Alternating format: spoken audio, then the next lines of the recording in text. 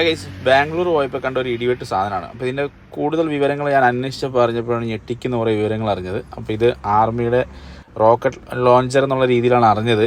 കൂടുതൽ വിവരങ്ങൾ എനിക്കിത് അറിയില്ല. ഞാൻ ജസ്റ്റ് വെർബലായിട്ട് അന്വേഷിച്ചപ്പോൾ കിട്ടിയ ഡീറ്റെയിൽ ആണ്. അപ്പം ഈ വാഹനത്തിൻ്റെ പ്രത്യേകതകൾ എന്തൊക്കെയാണെന്നറിയോ? കുറച്ച് കാര്യങ്ങൾ ഞാൻ അറിഞ്ഞത് കേട്ടോ.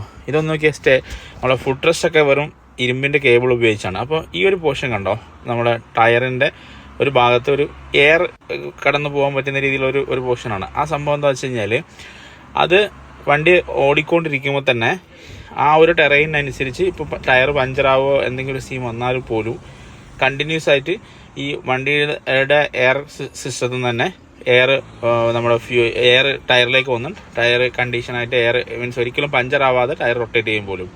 പിന്നെയുള്ളതെന്ന് വെച്ചാൽ 6 വീൽ ഡ്രൈവ് ആവുമല്ലോ. അപ്പോൾ ഏത് ടെറൈനിലും വണ്ടി അനായാസം കൊണ്ടുപോകാൻ സാധിക്കും. അപ്പോൾ ആ രീതിയിലുള്ളൊരു ടെറൈനിൻ്റെ ലെവൽ